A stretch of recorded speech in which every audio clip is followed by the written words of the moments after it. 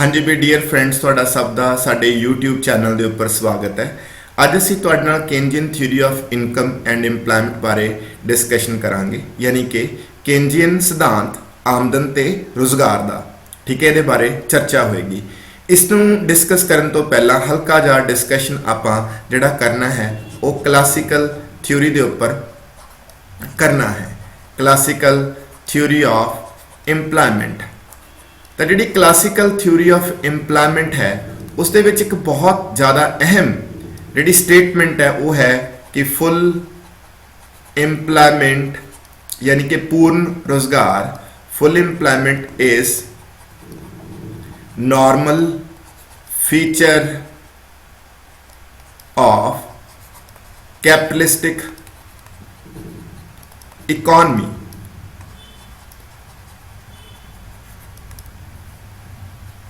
Classical economist के according जी full इंपलॉयमेंट है, full इंपलॉयमेंट मतलब पूर्ण रोजगार, एक साधारण अवस्था है, नॉर्मल फीचर है किसदी? पूंजीवादी अर्थव्यवस्था दी। मतलब क्लासिकल इकॉनमिस्ट मानते हैं कि पूंजीवादी अर्थव्यवस्था दे विच जो फुल इंपलॉयमेंट है, जो पूर्ण रोजगार है, वो एक साधारण अवस्था है। इसका कारण वो मानते हैं कि ये इस करके साधारण अवस्था है फुल इंपलॉयमेंट क्योंकि ਜਿਹੜੀਆਂ मार्केट फोर्सेस ने, जो बाजारी ताकत ने, जो मार्केट फोर्सेस ने, क्योंकि जो कैपिटलिस्टिक इकॉनमी है ਉਹਦੇ ਵਿੱਚ जो सरकारी दखलअंदाजी है, जो गवर्नमेंट इंटरफेरेंस होंदी है वो बिल्कुल नहीं होंदी, और जो मार्केट फोर्सेस है वही सब कुछ तय करदियां ने। तो वो मार्केट फोर्सेस ਜਿਹੜੀਆਂ ਨੇ वो हमेशा फुल इंपलॉयमेंट बनाए रखदियां ने। तो मार्केट फोर्सेस ਦੇ ਵਿੱਚ ਜਿਹੜੇ बदलाव ने वो हमेशा इस तरह ਰਹਿੰਦੇ है कि हमेशा इकॉनमी दे विच फुल इंपलॉयमेंट बनी रहती है। और जिहड़ियां तीन मार्केट्स ने, लेबर मार्केट, गुड्स मार्केट और जिहड़ी तुहाडी मनी मार्केट है, ये तीनों ही हमेशा आपस च संतुलन च रहिंदियां ने।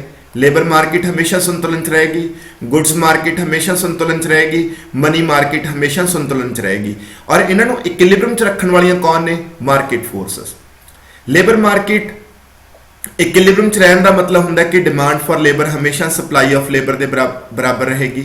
गुड्स मार्केट का मतलब होंगे कि जी थोड़ी गुड्स मार्केट इक्विलिब्रियम उस वक्त होंगी जो थोड़ी सेविंग तो इन्वेस्टमेंट इक्वलिटी रहेगी। और जी मनी मार्केट है उस वक्त इक्विलिब्रियम च रहिंदी है जो डिमांड फॉर मनी तो सप्लाई ऑफ मनी जी है वो आपस इक्वल रहिंदी है। तो इन्हां सब नूं इक्विलिब्रियम च रखण वाले जिहड़े हैगे ने, मतलब जिवें हुण लेबर दी गल हुई है, इत्थे डिमांड फॉर लेबर ते supply of labour, demand for labour ते सप्लाई ऑफ लेबर दी इक्वलिटी नाल दी मतलब कि बराबरता नाल जिहड़ी तुहाडी लेबर मार्केट उहने इक्विलिब्रियम च रहना है। और इसनूं बराबर करने वाला कौन है? वो है वेजेस। ठीक है जी, वेजेस दी फ्लैक्सीबिलिटी। तो क्लासिकल इकॉनमिस्ट ये मानते आ कि वेजेस की जी फ्लैक्सीबिलिटी आ वो हमेशा लेबर मार्केट में इक्विलिब्रियम च रखती है। तो जी रेट ऑफ इंटरस्ट की फ्लैक्सीबिलिटी है वो हमेशा गुड्स मार्केट में इक्विलिब्रियम च रखती है। तो जो प्राइस लैवल की फ्लैक्सीबिलिटी है वो हमेशा मनी मार्केट में इक्विलिब्रियम च रखती है। तो ये चीज़ां की जी फ्लैक्सीबिलिटी आ वेजेस दे विच, रेट ऑफ इंटरस्ट दे विच ते जिहड़ी तुहाडी प्राइस लैवल की फ्लैक्सीबिलिटी है उसकी वजह नाल तीनों मार्केट्स इक्विलिब्रियम च रहिंदियां ने। तो क्लासिकल इकॉनमिस्ट मानते आ कि बई जो मार्केट फोर्सेस ने वो हमेशा फुल इंपलॉयमेंट नूं बनाए रखदियां ने। इन केस अगर मतलब कि बेरोजगारी आ भी जाती है, अगर अनएम्पलॉयमेंट आ भी जाएगी, अनएम्पलॉयमेंट कदों आएगी? जदों डिमांड घट होएगी लेबरस की, सप्लाई ज़्यादा होएगी उस वक्त। या ये कह लो कि when saving is greater than investment, जो थोड़ी सेविंग ज़्यादा होएगी इन्वेस्टमेंट नालों, एक कारण बन सकते हैं जिस दे नाल इकॉनमी च बेरोजगारी आ सकती है। तो हुण क्लासिकल इकॉनमिस्ट के अकॉर्डिंग वो मानते हैं कि कदे भी सिचुएशन जिहड़ी हैगी है ये बनी नहीं रहेगी। तो जी डिमांड तो सप्लाई की इनइक्वलिटी है, इस केस सप्लाई ज़्यादा है डिमांड घट है, तो ऑटोमैटिकली जी चीज़ है ना ये इक्वल हो जाएगी, यानी कि डिमांड फॉर लेबर तो सप्लाई ऑफ लेबर इक्वल हो जाएगी। इनू इक्वल करने वाला कौन होएगा? ये किसकी वजह करके इक्वल होएगी? तो इत्थे क्लासिकल इकॉनमिस्ट दसते हैं कि जी डिमांड फॉर लेबर आ वो वेजेस से डिपेंड करती है और वेजेस नाल उसका ਨੈਗੇਟਿਵ ਰਿਲੇਸ਼ਨਸ਼ਿਪ ਹੈ, ਸੌਰੀ ਇੱਥੇ ਨੈਗੇਟਿਵ ਹੈ ਸਟੂਡੈਂਟਸ, ਠੀਕ ਹੈ ਜੀ, नेगेटिव रिलेशनशिप है। नेगेटिव मतलब कि अगर वेजेस इंक्रीज करनगे डिमांड फॉर लेबर घटेगी, अगर वेजेस फॉल करनगे डिमांड फॉर लेबर इंक्रीज करेगी, ठीक है। तो जिहड़ी सप्लाई ऑफ लेबर आ उसका वेजेस नाल जिहड़ा है वो पॉजिटिव रिलेशनशिप है, यानी कि अगर तुहाडे जिहड़े वेजेस ने वो इंक्रीज करनगे सप्लाई ऑफ लेबर भी इंक्रीज करेगी, डिक्रीज करन ते डिक्रीज करेगी। हुण इन केस ਜਿਹੜੀ ਡਿਮਾਂਡ ਹੈ, ਜਦੋਂ ਅਨਇੰਪਲੋਇਮੈਂਟ ਆਏਗੀ ਉਦੋਂ ਸਪਲਾਈ ਜ਼ਿਆਦਾ ਹੋਏਗੀ ਵਰਕਰਸ ਦੀ, ਡਿਮਾਂਡ ਜਿਹੜੀ ਉਹ ਘੱਟ ਹੋਏਗੀ। ਤਾਂ ਇਸ ਦੇ ਕਨਸੀਕੁਐਂਟਲੀ ਕੀ ਹੋਏਗਾ, ਜਦੋਂ ਡਿਮਾਂਡ ਘੱਟ ਹੈ ਸਪਲਾਈ ਜ਼ਿਆਦਾ ਹੈ ਤਾਂ ਕਲਾਸੀਕਲ ਇਕਨੋਮਿਸਟ ਇੱਥੇ ਮੰਨਦੇ ਆ ਕਿ ਜਿਹੜੇ ਵੇਜਸ ਨੇ ਨਾ ਉਹ ਫਾਲ ਕਰਨਾ ਸਟਾਰਟ ਕਰ ਦੇਣਗੇ, ਉਹ ਫਾਲ ਕਰਨਾ ਸਟਾਰਟ ਕਰ ਦੇਣਗੇ। ਜਦੋਂ ਵੇਜਸ ਫਾਲ ਕਰਨਗੇ ਤਾਂ ਤੁਸੀਂ ਨੋਟਿਸ ਕਰੋ, ਜੋ ਵੇਜਸ ਫਾਲ ਕਰਨਗੇ ਸਪਲਾਈ ਫਾਲ ਕਰੂਗੀ, ਤੇ ਜਦੋਂ ਵੇਜਸ ਫਾਲ ਕਰਨਗੇ ਡਿਮਾਂਡ ਇਨਕਰੀਜ਼ ਕਰੂਗੀ। ਤਾਂ ਤੁਹਾਡੀ ਜਿਹੜੀ ਅਨਇੰਪਲੋਇਮੈਂਟ ਵਾਲੀ ਸਿਚੁਏਸ਼ਨ ਹੈ ਜਿੱਥੇ ਸਪਲਾਈ ਜ਼ਿਆਦਾ ਸੀ ਡਿਮਾਂਡ ਘੱਟ ਸੀ, ਤਾਂ ਉਹਦੀ ਵਜ੍ਹਾ ਨਾਲ ਜਦੋਂ ਵੇਜਸ ਫਾਲ ਹੋਣੇ ਸ਼ੁਰੂ ਹੋਣਗੇ ਸਪਲਾਈ ਜਿਹੜੀ ਉਹ ਫਾਲ ਹੋਣੀ ਸ਼ੁਰੂ ਹੋ ਜਾਊਗੀ ਤੇ ਡਿਮਾਂਡ ਅਪ ਹੋਣਾ ਸ਼ੁਰੂ ਹੋ ਜਾਊਗੀ। ਅਲਟੀਮੇਟਲੀ ਇਹ ਡਿਮਾਂਡ ਦੀ ਇਨਕਰੀਜ਼ ਤੇ ਸਪਲਾਈ ਦੀ ਡਿਕਰੀਜ਼ ਉਨੀ ਦੇਰ ਤੱਕ ਚੱਲਦੀ ਰਹੇਗੀ ਜਿੰਨੀ ਦੇਰ ਤੱਕ ਡਿਮਾਂਡ ਤੇ ਸਪਲਾਈ ਆਫ ਲੇਬਰ ਆਪਸ ਵਿੱਚ ਬਰਾਬਰ ਨਹੀਂ ਹੋ ਜਾਂਦੇ ਔਰ ਇਕੁਇਲਿਬਰੀਅਮ ਜਿਹੜਾ ਉਹ ਰੀਸਟੋਰ ਨਹੀਂ ਹੋ ਜਾਂਦਾ, ਯਾਨੀ ਕਿ ਵਾਪਸ ਨਹੀਂ ਆ ਜਾਂਦਾ। ਤਾਂ ਇਹ ਹੈ ਸਟੂਡੈਂਟ ਜਿਹੜੀ ਕਲਾਸੀਕਲ ਥਿਊਰੀ ਕਹਿੰਦੀ ਹੈ। ਕਲਾਸੀਕਲ ਥਿਊਰੀ ਦੇ ਉੱਪਰ ਇੱਕ ਅਲੱਗ ਤੋਂ ਡਿਸਕਸ਼ਨ ਹੋਈ ਕਿਉਂਕਿ ਸਟੂਡੈਂਟਸ ਉਹ ਆਪਣੇ ਆਪ 'ਚ ਇੱਕ ਬਹੁਤ ਲੰਬਾ ਚੌੜਾ ਲੈਕਚਰ ਹੈ, ਬਟ ਇੱਥੇ ਤੁਹਾਨੂੰ ਸਿਰਫ ਇਹ ਦੱਸਣਾ ਸੀਗਾ ਕਿ ਜਿਹੜੀ ਕਲਾਸੀਕਲ ਥਿਊਰੀ ਹੈ ਉਸ ਦੀਆਂ ਜੋ ਮਾਨਤਾਵਾਂ ਨੇ, ਜੋ ਉਸ ਦੀਆਂ ਵਿਸ਼ੇਸ਼ਤਾਵਾਂ ਨੇ, ਜੋ ਉਹਦੀਆਂ ਫੀਚਰਸ ਨੇ, ਉਸ ਨੂੰ ਕੇਨਜ਼ ਨੇ ਬਿਲਕੁਲ ਨਕਾਰਿਆ, ਬਿਲਕੁਲ ਉਸ ਨੂੰ ਰਿਫਿਊਟ ਕੀਤਾ, ਉਸ ਨੂੰ ਕਿਹਾ ਕਿ ਇਹ ਚੀਜ਼ਾਂ ਇਸ ਤਰ੍ਹਾਂ ਨਹੀਂ ਹੁੰਦੀਆਂ। ਉਸਨੇ ਆਪਣੀ ਉਸ ਦੇ ਉੱਪਰ ਥਿਊਰੀ ਦਿੱਤੀ ਹੈਗੀ ਹੈ ਕਿ ਕਿਸ ਤਰ੍ਹਾਂ ਜਿਹੜੀ ਇਕਨੋਮੀ ਚੱਲਦੀ ਹੈਗੀ ਹੈ, ਤਾਂ ਉਹ ਕਿਸ ਤਰ੍ਹਾਂ ਦੀ ਡਿਸਕਸ਼ਨ ਹੈ ਉਹ ਤੁਹਾਡੇ ਨਾਲ ਸ਼ੇਅਰ ਹੋਏਗੀ। But for the time being ਤੁਹਾਨੂੰ ਮੈਂ ਕਲਾਸੀਕਲ ਥਿਊਰੀ ਆਫ ਇੰਪਲੋਇਮੈਂਟ ਬਾਰੇ ਜੋ ਹਲਕਾ ਜਿਹਾ ਡਿਸਕਸ਼ਨ ਕੀਤਾ ਉਸ ਨੂੰ ਆਪਾਂ ਖਤਮ ਕਰਦੇ ਹੋਏ ਅੱਗੇ ਮੂਵ ਕਰਦੇ ਹਾਂ। ਬਟ ਇੱਥੇ ਇੱਕ ਚੀਜ਼ ਦੀ ਥੋੜੀ ਜਿਹੀ ਹੋਰ ਤੁਹਾਨੂੰ ਗੱਲ ਦੱਸ ਦਈਏ ਕਿ ਜਿਹੜੇ ਕਲਾਸੀਕਲ ਇਕਨੋਮਿਸਟ ਨੇ ਉਹ ਜਿਹੜਾ ਵੇਜ ਕੱਟ ਹੈ, ਜੋ ਵੇਜ ਕੱਟ ਹੈ ਉਸ ਨੂੰ ਵੀ ਮਤਲਬ ਮੰਨਦੇ ਆ ਕਿ ਵੇਜ ਕਟਿੰਗ ਦੀ ਜਿਹੜੀ ਪਾਲਿਸੀ ਹੈ ਉਹ ਇੱਕ ਅੱਛੀ ਪਾਲਿਸੀ ਹੈ। ਉਹ ਮੰਨਦੇ ਆ ਕਲਾਸੀਕਲ ਇਕਨੋਮਿਸਟ, ਉਹ ਮੰਨਦੇ ਆ ਕਿ ਅਗਰ ਵੇਜਸ ਨੂੰ ਫਾਲ ਕੀਤਾ ਜਾਏ ਤਾਂ ਉਸ ਦੇ ਨਾਲ ਜਿਹੜੀ ਡਿਮਾਂਡ ਫॉर ਲੇਬਰ ਹੈ ਉਹਨੂੰ ਇਨਕਰੀਜ਼ ਕੀਤਾ ਜਾ ਸਕਦਾ ਹੈ ਤੇ ਜਿਹੜੀ ਅਨਇੰਪਲੋਇਮੈਂਟ ਆ ਉਹਨੂੰ ਕਵਰ ਅਪ ਕੀਤਾ ਜਾ ਸਕਦਾ ਹੈ। ਇਸ ਪਾਲਿਸੀ ਦੇ ਉੱਪਰ ਵੀ ਜਿਹੜਾ ਕੇਨਜ਼ ਹੈ ਉਸਨੇ ਕਾਫੀ ਪਲਟਵਾਰ ਕੀਤਾ, ਕਾਫੀ ਇਸ ਨੂੰ ਰਿਫਿਊਟ ਕੀਤਾ ਕਿ ਜਿਹੜੀ ਵੇਜ ਕਟਿੰਗ ਹੈ ਉਹਦੇ ਨਾਲ ਰੁਜ਼ਗਾਰ ਨੂੰ ਨਹੀਂ ਵਧਾਇਆ ਜਾ ਸਕਦਾ, ਈਵਨ ਦੈਨ ਉਹਦੇ ਨਾਲ ਬੇਰੁਜ਼ਗਾਰੀ ਹੋਰ ਵਧੇਗੀ, ਠੀਕ ਹੈ। ਕੇਨਜ਼ ਇਹ ਮੰਨਦਾ ਸੀ। ਇਸ ਚੀਜ਼ ਨੂੰ ਆਪਾਂ ਹੁਣੇ ਹੀ ਡਿਸਕਸ ਕਰ ਲਈਏ ਕਿਉਂਕਿ ਅੱਗੇ ਜਾ ਕੇ ਵੀ ਕਰਨੀ ਹੈ ਤਾਂ ਹੁਣ ਵੀ ਕਰ ਲਈਏ। ਤਾਂ ਅਕੋਰਡਿੰਗ ਟੂ ਕੇਨਜ਼ ਜਿਹੜੀ ਵੇਜ ਕਟਿੰਗ ਹੈ, ਜਿਹੜਾ ਵੇਜ ਕੱਟ ਆ, ਕੇਨਜ਼ ਕਹਿੰਦਾ ਵੇਜ ਕੱਟ ਇੱਕ ਡਬਲ ਐਜਡ ਸਵॉर्ड ਹੈ, ਡਬਲ ਐਜਡ ਸਵॉर्ड ਹੈ। मतलब कहने तो मतलब जी थोड़ी वेज घट है ना, डबल इंप्लीकेशन है, ये दोहरे अफेक्ट आ, ये डबल अफेक्ट आ। कहना भी क्लासिकल इकोनॉमिस्ट ने सिर्फ उसका एक अफेक्ट डिस्कस किया, दूसरा अफेक्ट नज़रअंदाज करता। वेज कटिंग नाल जिहड़े क्लासिकल इकोनॉमिस्ट आ उन्होंने ये तो कहता कि वेज दे फॉल होने नाल डिमांड इनक्रीज हो जाऊगी। उन्होंने इहदा कॉस्ट आस्पेक्ट ले लिया कि वेजिस एक कॉस्ट हुंदी आ, भी जदों प्रोड्यूसर के पॉइंट ऑफ व्यू तो वेजेस घट होणगे तो उसकी कॉस्ट घटेगी तो नैचुरली वो ज़्यादा डिमांड कर सकता, ठीक है जी। पर केन्स कहता भी तुसी एक पक्ष तो देख लिया, दूसरा पक्ष नहीं देख लिया। तुसी दूसरा पक्ष जिहड़ा मतलब क्लासिकल इकोनॉमिस्ट ने ओवरलुक किया वो सीगा इनकम आस्पेक्ट, इनकम। तो ये तुसी नोटिस करना है कि जे एक पासे वेज किसी फर्म के लिए खर्चा है तो वही वेज एक वर्कर लिए आमदन भी है। तो जे तुसी वेज कट करोगे तो वर्कर की जी इनकम है वो डाउन जाएगी और इन दिस वे इकोनॉमी दे विच अगर इनकम डाउन जाएगी तो इन फ्यूचर वो एग्रीगेट डिमांड भी जी है वो नीचे जाएगी, यानी कि देश की जी कुल मंग है वो नीचे जाएगी। अगर कुल मंग नीचे जाती है तो फिर जी चीज़ प्रोड्यूसर प्रोड्यूस कर रहा है वो विकेगी नहीं, जे विकेगी नहीं तो अल्टीमेटली एक पॉइंट ऑफ टाइम ते जाके वो अपनी प्रोडक्शन घटाएगा। तो in this way wage cutting दे नाल फिर इन फ्यूचर ਅਨਇੰਪਲੋਇਮੈਂਟ ਫਿਰ ਪੈਦਾ ਹੋ ਜਾਏਗੀ। ਤਾਂ ਇਹ ਵੀ ਇੱਕ ਕੇਨਜ਼ੀਅਨ ਥਿਊਰੀ ਦੇ ਵਿੱਚ ਇਹ ਚੀਜ਼ ਜਿਹੜੀ ਹੈ ਰਿਫਾਈਨ ਕੀਤੀ ਗਈ ਹੈ, ਜੋ ਕਿ ਕਲਾਸੀਕਲ ਥਿਊਰੀ ਦਾ ਇੱਕ ਮਤਲਬ ਕਿ ਸ਼ਾਰਟਕਮਿੰਗ ਸੀ, ਇੱਕ ਲਿਮਿਟੇਸ਼ਨ ਸੀਗਾ। ਤਾਂ ਇਹ ਸਟੂਡੈਂਟ ਮੈਂ ਵੈਸੇ ਹੀ ਡਿਸਕਸ ਕੀਤਾ, ਮੈਂ ਬਾਕੀ ਹੁਣ ਕੇਨਜ਼ੀਅਨ ਥਿਊਰੀ ਸਟਾਰਟ ਕਰੂੰਗਾ, ਕਿਉਂਕਿ ਹੁਣ ਤੁਸੀਂ ਜੋ ਕਲਾਸੀਕਲ ਥਿਊਰੀ ਦਾ ਹਲਕਾ ਫੁਲਕਾ ਟੱਚ ਦੇਖ ਚੁੱਕੇ ਹੋ। ਮੈਂ ਇੱਕ ਵਾਰ ਫਿਰ ਬੋਲਦਾ ਕਿ ਕਲਾਸੀਕਲ ਥਿਊਰੀ ਇਹ ਮੰਨ ਕੇ ਚੱਲਦੀ ਆ ਕਿ ਬਈ ਜਿਹੜੀ ਫੁੱਲ ਇੰਪਲੋਇਮੈਂਟ ਆ ਉਹ ਇੱਕ ਨਾਰਮਲ ਫੀਚਰ ਹੈ ਕੈਪੀਟਲਿਸਟਿਕ ਇਕੋਨਮੀ ਦੀ। ਕਹਿਣ ਤੋਂ ਭਾਵ ਕਿ ਬਈ ਜਿਹੜੀ ਤੁਹਾਡੀ ਪੂੰਜੀਵਾਦੀ ਅਰਥ ਵਿਵਸਥਾ ਹੈ ਉਹਦੇ ਵਿੱਚ ਜਿਹੜਾ ਪੂਰਨ ਰੁਜ਼ਗਾਰ ਹੈ ਉਹ ਇੱਕ ਸਧਾਰਨ ਅਵਸਥਾ ਹੈ, ਜੋ ਕਿ ਮਾਰਕੀਟ ਫੋਰਸਸ ਦੇ ਐਕਟਿਵ ਹੋਣ ਦੀ ਵਜ੍ਹਾ ਕਰਕੇ ਹਮੇਸ਼ਾ ਬਣਿਆ ਰਹਿੰਦਾ ਹੈ। ਬਟ ਜਿਹੜਾ ਕੇਨਜ਼ ਹੈ ਉਹ ਇਸ ਚੀਜ਼ ਨੂੰ ਨਕਾਰੇਗਾ। ਕਿਸ ਤਰ੍ਹਾਂ ਨਕਾਰੇਗਾ ਤਾਂ ਉਹਦੇ ਆਪਣੇ ਬਾਰੇ ਚਰਚਾ ਕਰਾਂਗੇ। ਤਾਂ ਸਟੂਡੈਂਟਸ ਜਿਹੜਾ ਕੇਨਜ਼ ਹੈ ਉਸਨੇ ਆਪਣੀ ਇੱਕ ਬੁੱਕ ਲਿਖੀ, ਠੀਕ ਹੈ ਜੀ, the general theory of employment, interest and money. ਤਾਂ ਉਸ ਬੁੱਕ ਦੇ ਵਿੱਚ ਉਹ 1930 ਦਾ ਜੋ ਗ੍ਰੇਟ ਡਿਪਰੈਸ਼ਨ ਹੈ ਉਸ ਦਾ ਜ਼ਿਕਰ ਕਰਦਾ ਹੈ। 1930 ਦਾ ਜੋ ਗ੍ਰੇਟ ਡਿਪਰੈਸ਼ਨ ਸੀ, ਠੀਕ ਹੈ ਜੀ, ਜੋ ਵਿਸ਼ਵ ਮੰਦੀ ਆਈ ਸੀ 1930 ਦੇ ਵਿੱਚ, ਉਸ ਦਾ ਜ਼ਿਕਰ ਕਰਦਾ ਹੈ। ਔਰ ਇਸੇ ਜ਼ਿਕਰ ਦੇ ਵਿੱਚ ਉਹ ਜਿਹੜੇ ਕਲਾਸੀਕਲ ਇਕੋਨੋਮਿਸਟ ਆ ਉਹਨਾਂ ਦੇ ਬਾਰੇ ਵੀ ਚਰਚਾ ਕਰਦਾ ਕਿ ਜੋ ਉਹਨਾਂ ਦੀਆਂ ਨੀਤੀਆਂ ਸੀ, ਜੋ ਉਹਨਾਂ ਦੀਆਂ ਪਾਲਿਸੀ ਸੀ, ਜੋ ਉਹਨਾਂ ਦੀ ਮਤਲਬ ਮੰਨਣਾ ਸੀ ਉਹਨਾਂ ਦਾ ਵੀ ਸਿਸਟਮ ਇਸ ਤਰ੍ਹਾਂ ਆਪਣੇ ਆਪ ਵਰਕ ਕਰਦਾ ਹੈ, ਤਾਂ ਉਹ ਗਲਤ ਸਾਬਿਤ ਹੋਇਆ।